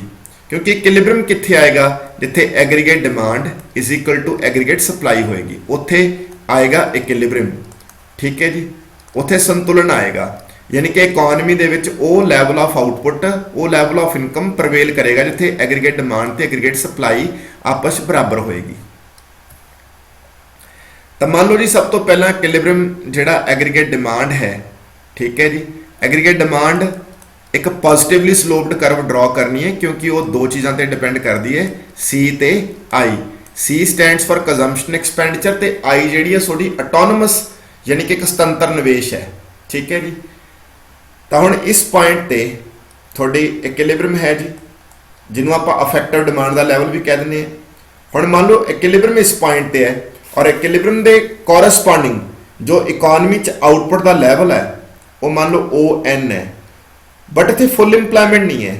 क्योंकि फुल इंप्लायमेंट कितने है? जो आप OF level of output produce करांगे, बट असी कितना कर रहे हैं? ON। इट मीनस अगर साडा इक्विलिब्रियम का लैवल E है तो इन्नी जी है वो बेरोजगारी है इकॉनमी च, F तो लैके N तक बेरोजगारी है, ठीक है जी। बट इकॉनमी च इक्विलिब्रियम फिर भी हैगा, जिहड़ा इक्विलिब्रियम है इनू केन्स बोलदा under employment equilibrium, under employment equilibrium. और ये चीज़ बड़ी इंपॉर्टेंट आ कि जिहड़ा केन्स है वो ये मन के चलता है कि इकॉनमी दे विच संतुलन का मतलब हमेशा फुल इंप्लायमेंट नहीं हुंदा। जिथे इक्विलिब्रियम होएगा जरूरी नहीं है कि उत्थे बेरोजगारी नहीं होएगी, बेरोजगारी हो सकती है। उसके केन्स के अकॉर्डिंग संतुलन का मतलब सिर्फ AD is equal to AS तो है, चाहे उत्थे बेरोजगारी हैगी है चाहे नहीं हैगी, चाहे उत्थे फुल इंप्लायमेंट है चाहे नहीं है। उस तो नैक्सट मान लो सपोज जी एग्रीगेट डिमांड का लैवल इंक्रीज करते हैं आप, और इंक्रीज करते असीं बिल्कुल इस पॉइंट चो पास करते हैं, इस पॉइंट चो। तो हुण मान लो साडी एग्रीगेट डिमांड AD1 ते पहुंच गई और इक्विलिब्रियम पहुंच गया E1 ते। तो ये जिहड़ा इक्विलिब्रियम है जी इनू असीं बोलांगे फुल इंप्लायमेंट इक्विलिब्रियम, क्योंकि इस इक्विलिब्रियम ते AD is equal to AS भी है कॉरस्पॉन्डिंग टू फुल इंप्लायमेंट, जिथे इकॉनमी च फुल इंप्लायमेंट है, ठीक है जी। तो जेकर एग्रीगेट डिमांड होर उपर चली जाती है, AD2 ते पहुंचती है, तो जिहड़ा आ वाला पॉइंट है इसनों असीं बोलते हैं over employment equilibrium, over employment equilibrium. तो इन दिस वे जिहड़ी केन्जियन थ्योरी है उहदे विच आपां इक्विलिब्रियम की डिटरमिनेशन कर सकते हैं और उह च तिन्नां दी पॉसिबिलिटी है, over employment equilibrium, full employment equilibrium ते अंडर इंप्लायमेंट इक्विलिब्रियम, ठीक है जी। हर एक इक्विलिब्रियम के कोरस्पॉन्डिंग जो एग्रीगेट डिमांड की वैल्यू तुसीं नूं वाई एक्सिस ते जिहड़ी हैगी है नोट कर सकते हो, कोई भी तुसीं नाम दे सकते हो, जिवें मान लो इत्थे T1 दे दो, इत्थे T2, इत्थे T3। तो इत्थे एक इंपॉर्टेंट चीज़ स्टूडेंट्स नोटिस करें, इत्थे सोडा एग्रीगेट डिमांड ते एग्रीगेट सप्लाई ਦੀ ਇਕੁਐਲਿਟੀ ਹੁੰਦੀ ਹੈ, ਜਿੱਥੇ ਤੁਹਾਡੀ ਐਗਰੀਗੇਟ ਡਿਮਾਂਡ ਅਸਲ ਦੇ ਵਿੱਚ ਐਗਰੀਗੇਟ ਸਪਲਾਈ ਦੇ ਬਰਾਬਰ ਹੋ ਜਾਂਦੀ ਹੈ, ਉਹਨੂੰ ਅਫੈਕਟਿਵ ਡਿਮਾਂਡ ਦਾ ਪ੍ਰਭਾਵਸ਼ਾਲੀ ਮੰਗ ਵੀ ਕਿਹਾ ਜਾਂਦਾ ਹੈ। ਤਾਂ ਤੁਸੀਂ ਨੋਟਿਸ ਕਰੋ ਜਿਵੇਂ ਜਿਵੇਂ ਤੁਹਾਡੀ ਪ੍ਰਭਾਵਸ਼ਾਲੀ ਮੰਗ E ਤੋਂ E1 ਤੇ ਪਹੁੰਚੀ, ਫਿਰ E2 ਤੇ ਪਹੁੰਚੀ, ਮਤਲਬ ਕਿ ਬੇਰੁਜ਼ਗਾਰੀ ਜਿਹੜੀ ਹੈ ਉਹ ਦੂਰ ਹੋ ਰਹੀ ਹੈ। ਜਿਵੇਂ ਪਹਿਲਾਂ E ਤੇ ਸੀ, ਜਦੋਂ ਆਪਾਂ E ਤੇ ਸੀ ਬੇਰੁਜ਼ਗਾਰੀ ਕਿੰਨੀ ਸੀ FN, ਜਦੋਂ ਹੀ ਅਸੀਂ ਡਿਮਾਂਡ ਇਨਕਰੀਜ਼ ਕੀਤੀ ਹੈ ਬੇਰੁਜ਼ਗਾਰੀ ਦੂਰ ਹੋ ਗਈ। ਠੀਕ ਹੈ ਜੀ। ਤਾਂ ਹੁਣ ਇੱਥੇ ਸਟੂਡੈਂਟ ਸਭ ਤੋਂ ਇੰਪੋਰਟੈਂਟ ਚੀਜ਼ ਇਹ ਹੈ ਕਿ ਇਸ ਬੇਰੁਜ਼ਗਾਰੀ ਨੂੰ ਦੂਰ ਕਰਨ ਦੇ ਲਈ ਸਭ ਤੋਂ ਇੰਪੋਰਟੈਂਟ ਰੋਲ ਕੌਣ ਚੀਜ਼ ਪਲੇ ਕਰ ਰਹੀ ਹੈ, ਦੈਟ ਇਜ਼ ਐਗਰੀਗੇਟ ਡਿਮਾਂਡ। ਜਿਵੇਂ ਜਿਵੇਂ ਐਗਰੀਗੇਟ ਡਿਮਾਂਡ ਉੱਪਰ ਜਾਈ ਜਾ ਰਹੀ ਹੈ, ਠੀਕ ਹੈ ਜੀ, ਤੁਹਾਡੀ ਜਿਹੜੀ ਇੰਪਲਾਇਮੈਂਟ ਆ ਉਹ ਵੱਧ ਰਹੀ ਹੈ, ਤੁਸੀਂ ਫੁੱਲ ਇੰਪਲਾਇਮੈਂਟ ਲੈਵਲ ਨੂੰ ਅਚੀਵ ਕਰ ਪਾ ਰਹੇ ਹੋ। ਤਾਂ ਜਿਹੜੀ ਐਗਰੀਗੇਟ ਡਿਮਾਂਡ ਉੱਪਰੋਂ ਜਾ ਰਹੀ ਹੈ, ਤਾਂ ਇਹ ਕਿਹੜੀ ਚੀਜ਼ ਹੈ ਜਿਹੜੀ ਇਸ ਨੂੰ ਇਨਕਰੀਜ਼ ਕਰ ਰਹੀ ਹੈ, ਉੱਪਰ ਵੱਲ ਨੂੰ ਸ਼ਿਫਟ ਕਰ ਰਹੀ ਹੈ? ਤਾਂ ਉਹਨੂੰ ਸ਼ਿਫਟ ਕਰਨ ਵਾਲਾ ਹੈਗਾ ਆਟੋਨੋਮਸ ਇਨਵੈਸਟਮੈਂਟ, ਜਿਹੜੀ ਆ ਤੁਹਾਡੀ ਹੈ ਨਾ ਯਾਨੀ ਕਿ AD ਦੇ ਵਿੱਚ ਦੋ ਕੰਪੋਨੈਂਟ ਹੁੰਦੇ C ਤੇ I। ਐਗਰੀਗੇਟ ਡਿਮਾਂਡ ਨੂੰ ਇਨਕਰੀਜ਼ ਕਰਨ ਵਾਲਾ ਹੈ C+I ਪਲੱਸ ਡੈਲਟਾ I, ਯਾਨੀ ਕਿ ਹਰ ਵਾਰ ਤੁਸੀਂ ਜਿਹੜੀ ਆਟੋਨੋਮਸ ਇਨਵੈਸਟਮੈਂਟ ਦੇ ਵਿੱਚ ਇਨਕਰੀਜ਼ ਕਰਕੇ ਐਗਰੀਗੇਟ ਡਿਮਾਂਡ ਨੂੰ ਉੱਪਰ ਸ਼ਿਫਟ ਕਰ ਰਹੇ ਹੋ। ਤਾਂ ਐਗਰੀਗੇਟ ਡਿਮਾਂਡ ਨੂੰ ਉੱਪਰ ਜੋ ਸ਼ਿਫਟ ਹੋ ਰਹੀ ਹੈ ਉਹ 'ਚ ਆਟੋਨੋਮਸ ਇਨਵੈਸਟਮੈਂਟ ਦੀ ਇਨਕਰੀਜ਼ ਜਿਹੜੀ ਸੁਤੰਤਰ ਨਿਵੇਸ਼ ਵਿੱਚ ਹੋਣ ਵਾਲਾ ਵਾਧਾ ਹੈ ਉਹ ਇੱਕ ਇੰਪੋਰਟੈਂਟ ਰੋਲ ਪਲੇ ਕਰ ਰਿਹਾ ਹੈ। ਤਾਂ ਅਲਟੀਮੇਟਲੀ ਆਪਾਂ ਇੱਥੋਂ ਇਹ ਨਤੀਜਾ ਕੱਢ ਸਕਦੇ ਹਾਂ ਕਿ ਜੇ ਤੁਹਾਡੀ ਆਟੋਨੋਮਸ ਇਨਵੈਸਟਮੈਂਟ IA ਦਾ ਮਤਲਬ ਆਟੋਨੋਮਸ ਇਨਵੈਸਟਮੈਂਟ ਅਗਰ ਇਨਕਰੀਜ਼ ਹੋਏਗੀ ਤਾਂ ਉਹਦੇ ਨਾਲ ਤੁਹਾਡੀ ਐਗਰੀਗੇਟ ਡਿਮਾਂਡ ਵਧੇਗੀ ਔਰ ਉਹਦੇ ਨਾਲ ਇੰਪਲਾਇਮੈਂਟ ਦਾ ਜਿਹੜਾ ਲੈਵਲ ਹੈ ਉਹ ਵੀ ਇਨਕਰੀਜ਼ ਹੋਏਗਾ ਔਰ ਇਨ ਦਿਸ ਵੇ ਫੁੱਲ ਇੰਪਲਾਇਮੈਂਟ ਜਿਹੜੀ ਹੈ ਉਹ ਅਟੇਨ ਕੀਤੀ ਜਾ ਸਕਦੀ ਹੈ। ਤਾਂ ਹੁਣ ਸਟੂਡੈਂਟਸ ਆਪਾਂ ਡਿਸਕਸ਼ਨ ਕਰਾਂਗੇ ਇਨਕਮ ਦੀ ਡਿਟਰਮੀਨੇਸ਼ਨ ਦੀ, ਕਿ ਆਮਦਨ ਦਾ ਜਿਹੜਾ ਹੈਗਾ ਉਹ ਆਪਾਂ ਕਿਵੇਂ ਨਿਰਧਾਰਨ ਕਰ ਸਕਦੇ ਹਾਂ। ਇਨਕਮ ਡਿਟਰਮੀਨੇਸ਼ਨ, ਠੀਕ ਹੈ ਜੀ, ਅੰਡਰ ਕੇਂਜੀਅਨ ਥਿਊਰੀ। ਇਨਕਮ ਡਿਟਰਮੀਨੇਸ਼ਨ ਮਤਲਬ ਅਸੀਂ ਇਕੁਇਲਿਬ੍ਰੀਅਮ ਲੈਵਲ ਆਫ ਇਨਕਮ ਅਗਰ ਜਾਣਨਾ ਹੋਏ ਤਾਂ ਉਹ ਕਿਵੇਂ ਜਾਣ ਸਕਦੇ ਹਾਂ। ਇਕੁਇਲਿਬ੍ਰੀਅਮ ਲੈਵਲ ਆਫ ਇਨਕਮ, ਤਾਂ ਉਸਦੀ ਇੱਕ ਇਕੁਏਸ਼ਨ ਹੈ। ਇਕੁਇਲਿਬ੍ਰੀਅਮ ਕਿਸ ਜਗ੍ਹਾ ਤੇ ਹੁੰਦਾ ਹੈ? ਜਿੱਥੇ AS ਇਜ਼ ਇਕੁਅਲ ਟੂ ਕਿਆ ਹੋਵੇ, AD ਹੋਵੇ। AS ਮਤਲਬ Y, AD ਮਤਲਬ AD ਦੇ ਜਿਹੜੇ ਕੰਪੋਨੈਂਟਸ ਹੁੰਦੇ ਦੋ ਹੁੰਦੇ ਨੇ C+I। ਆਲਰੇਡੀ ਸਟੂਡੈਂਟਸ C ਹੁੰਦੀ ਹੈ ਨਾ, C, ਕਿਉਂਕਿ ਜਿਹੜਾ ਕੇਨਜ਼ ਹੈ ਉਹ ਸ਼ਾਰਟ ਪੀਰੀਅਡ ਦੀ ਸਟੱਡੀ ਕਰਦਾ ਹੈ। ਕੇਨਜ਼ ਸ਼ਾਰਟ ਪੀਰੀਅਡ ਦੀ ਸਟੱਡੀ ਕਰਦਾ ਹੈ। ਉਹ ਕਹਿੰਦਾ ਕਿ in the long run we all are dead, ਮਤਲਬ in the long run we all are dead ਮਤਲਬ ਕਿ ਸ਼ਾਰਟ ਪੀਰੀਅਡ ਤੇ ਉਹ ਜ਼ਿਆਦਾ ਫੋਕਸ ਕਰਦਾ ਹੈ। ਤੇ ਸ਼ਾਰਟ ਪੀਰੀਅਡ ਦੇ ਵਿੱਚ ਜਿਹੜਾ ਕੰਜ਼ੰਪਸ਼ਨ ਫੰਕਸ਼ਨ ਹੁੰਦਾ ਨਾ, ਜਿਹੜੀ ਕੰਜ਼ੰਪਸ਼ਨ ਦੀ ਇਕੁਏਸ਼ਨ ਉਹ ਆ ਹੁੰਦੀ ਹੈ C ਬਾਰ ਪਲੱਸ BY। ਜੇ C ਬਾਰ ਆਟੋਨੋਮਸ ਕੰਜ਼ੰਪਸ਼ਨ ਹੈ, ਜਿਹੜੀ B ਹੈ ਉਹ MPC ਹੈ ਯਾਨੀ ਕਿ ਸਮਾਂਤ ਉਪਭੋਗ ਪ੍ਰਵਿਰਤੀ ਯਾਨੀ ਕਿ ਮਾਰਜਨਲ ਪ੍ਰੋਪੈਂਸਿਟੀ ਟੂ ਕੰਜ਼ਿਊਮ। Y ਦਾ ਮਤਲਬ ਇਨਕਮ ਤੋਂ ਹੈ। ਠੀਕ ਹੈ ਜੀ। ਤਾਂ ਹੁਣ ਤੁਸੀਂ ਕੀ ਕਰੋ, Y is equal to C bar, C ਦੀ ਜਗ੍ਹਾ ਤੇ C ਬਾਰ ਪਲੱਸ BY ਲਿਖ ਦਿਓ, ਪਲੱਸ ਆਟੋਨੋਮਸ ਇਨਵੈਸਟਮੈਂਟ ਦੀ ਜਗ੍ਹਾ ਤੇ, ਕਿਉਂਕਿ I ਇਜ਼ ਆਟੋਨੋਮਸ ਇਨਵੈਸਟਮੈਂਟ, ਉਹਨੂੰ ਐਜ਼ ਇਟ ਇਜ਼ ਰਹਿਣ ਦਿਓ। ਆਟੋਨੋਮਸ ਇਨਵੈਸਟਮੈਂਟ ਦੇ ਲਈ ਤੁਸੀਂ ਇੱਥੇ A ਪਾਉਣਾ ਚਾਹੁੰਦੇ ਹੋ ਪਾ ਸਕਦੇ ਹੋ। ਹੁਣ ਸਟੂਡੈਂਟ ਜਿਹੜੀ ਆ BY ਨੂੰ ਉਸ ਸਾਈਡ ਲੈ ਜਾਓ, Y ਦੇ ਵਿੱਚੋਂ BY ਮਾਈਨਸ ਹੋ ਗਿਆ, ਇੱਧਰ ਆ ਗਿਆ C ਬਾਰ ਪਲੱਸ IA। ਹੁਣ ਤੁਸੀਂ Y ਕਾਮਨ ਕੱਢ ਦਿਓ, 1 ਮਾਈਨਸ B C ਬਾਰ ਪਲੱਸ IA। ਤਾਂ ਹੁਣ ਤੁਸੀਂ Y ਦਾ ਜਿਹੜਾ ਲੈਵਲ ਕੱਢ ਦਿਓ, C ਬਾਰ IA ਓਵਰ 1 ਮਾਈਨਸ B। ਤਾਂ ਤੁਹਾਡੇ ਕੋਲ ਜਿਹੜੀ ਆ ਚੀਜ਼ ਆਏਗੀ students, equilibrium level of income ਆ ਜਾਏਗਾ। ਐਗਜ਼ਾਮਪਲ ਦੇ ਤੌਰ ਤੇ ਮੰਨ ਲਓ C ਬਾਰ ਦੀ ਵੈਲਿਊ 100 ਹੈ ਔਰ IA ਦੀ ਵੈਲਿਊ ਜਿਹੜੀ ਹੈਗੀ ਹੈ ਉਹ ਮੰਨ ਲਓ ਸਪੋਜ਼ 50 ਹੈ। ਠੀਕ ਹੈ ਜੀ। ਔਰ ਜੋ ਤੁਹਾਡੀ MPC ਹੈ ਯਾਨੀ ਕਿ ਜਿਹੜੀ B ਹੈ ਉਸ ਦੀ ਵੈਲਿਊ ਮੰਨ ਲਓ 0.75 ਹੈ। ਤਾਂ ਤੁਹਾਡੇ ਕੋਲ ਇਕੁਇਲਿਬ੍ਰੀਅਮ ਲੈਵਲ ਆਫ ਇਨਕਮ ਆ ਜਾਏਗਾ, that is 100 plus 50 ਬਟਾ 1 minus B ਯਾਨੀ ਕਿ 0.75। ਤਾਂ ਇਹ ਸਾਰਾ ਜਿਹੜਾ ਤੁਸੀਂ ਕਰੋਗੇ 600 ਆ ਜਾਏਗਾ। ਤਾਂ 600 ਤੁਹਾਡਾ ਇਕੁਇਲਿਬ੍ਰੀਅਮ ਲੈਵਲ ਆਫ ਇਨਕਮ ਹੈ। ਠੀਕ ਹੈ ਜੀ। ਤਾਂ ਇੱਥੇ ਸਟੂਡੈਂਟ ਜਿਹੜੀ ਇਹ ਥਿਊਰੀ ਹੈ ਇਹ ਕੰਪਲੀਟ ਹੋ ਜਾਂਦੀ ਹੈ। ਮਤਲਬ ਇਸ ਦੇ ਵਿੱਚ ਆਪਾਂ ਇਹ ਦੱਸਤਾ ਕਿ ਕਲਾਸੀਕਲ ਥਿਊਰੀ ਦੇ ਕੰਪੈਰੀਟਿਵਲੀ ਕੇਂਜੀਅਨ ਥਿਊਰੀ 'ਚ ਕੀ ਅਲੱਗ ਚੀਜ਼ ਡਿਸਕਸ ਕੀਤੀ ਗਈ ਹੈ। ਠੀਕ ਹੈ ਜੀ। ਔਰ ਫੁੱਲ ਇੰਪਲੋਇਮੈਂਟ, ਅੰਡਰ ਇੰਪਲੋਇਮੈਂਟ ਇਕੁਇਲਿਬ੍ਰੀਅਮ ਕਿਸ ਤਰ੍ਹਾਂ ਡਿਟਰਮਾਈਨ ਹੁੰਦੇ ਆ, ਓਕੇ ਜੀ। ਔਰ ਇੱਕ ਇਨਕਮ ਡਿਟਰਮੀਨੇਸ਼ਨ ਦਾ ਜੋ ਫਾਰਮੂਲਾ ਹੈ ਉਹ ਕਿਆ ਹੈ, ਠੀਕ ਹੈ ਜੀ। ਤਾਂ ਸਟੂਡੈਂਟਸ ਅੱਜ ਆਪਾਂ ਇਸ ਲੈਕਚਰ ਦੀ ਇੱਥੇ ਸਮਾਪਤੀ ਕਰਦੇ ਹਾਂ। ਤਾਂ ਕੇਨਜੀਅਨ ਥਿਊਰੀ ਦੇ ਵਿੱਚ ਤੁਸੀਂ ਜਾਣਿਆ ਕਿ ਕਿਸ ਤਰ੍ਹਾਂ ਕਲਾਸੀਕਲ ਜਿਹੜੇ ਅਰਥਸ਼ਾਸਤਰੀ ਨੇ ਉਹਨਾਂ ਦੇ ਜੋ ਵਿਚਾਰ ਸੀ ਉਹਨੂੰ ਕੇਨਸ ਨੇ ਕਿਸ ਤਰ੍ਹਾਂ ਰਿਫਿਊਟ ਕੀਤਾ ਤੇ ਆਪਣੇ ਜਿਹੜੇ ਵਿਚਾਰ ਹੈਗੇ ਆ ਉਹ ਮਤਲਬ ਕਿਸ ਤਰ੍ਹਾਂ ਉਹਨੇ ਪੇਸ਼ ਕੀਤੇ ਤੇ ਕਿਸ ਤਰ੍ਹਾਂ ਉਹਨੇ ਐਨਾਲਿਸਿਸ ਕੀਤਾ ਕਿ ਕਿਵੇਂ ਇਕਨੋਮੀ ਦੇ ਵਿੱਚ ਇਕੁਇਲਿਬ੍ਰੀਅਮ ਐਸਟੈਬਲਿਸ਼ ਹੁੰਦਾ ਹੈ। ਤੇ ਉਹਨੇ ਇਹ ਵੀ ਦੱਸਣ ਦੀ ਕੋਸ਼ਿਸ਼ ਕੀਤੀ ਕਿ ਜੋ ਸਰਕਾਰ ਦੀ ਦਖਲਅੰਦਾਜ਼ੀ ਹੈ ਉਹਦਾ ਇੱਕ ਬਹੁਤ ਵੱਡਾ ਰੋਲ ਹੁੰਦਾ ਹੈ, ਠੀਕ ਹੈ ਜੀ। ਤਾਂ ਜਿਹੜੇ ਇਹਦੇ ਕ੍ਰਿਟਿਸਿਜ਼ਮ ਤੇ ਉਹ ਨੇ ਉਹਦੇ ਲਈ ਅਲੱਗ ਤੋਂ ਇੱਕ ਵੀਡੀਓ ਬਣਾਈ ਜਾਏਗੀ। ਫਿਲਹਾਲ ਤੁਹਾਨੂੰ ਜੋ ਮੀਨਿੰਗ ਦੱਸਣਾ ਸੀ ਸਟੂਡੈਂਟਸ ਉਹ ਇਸ ਦੇ ਵਿੱਚ ਦੱਸਿਆ ਜਾ ਚੁੱਕਿਆ ਹੈ। ਥੈਂਕ ਯੂ ਬਈ।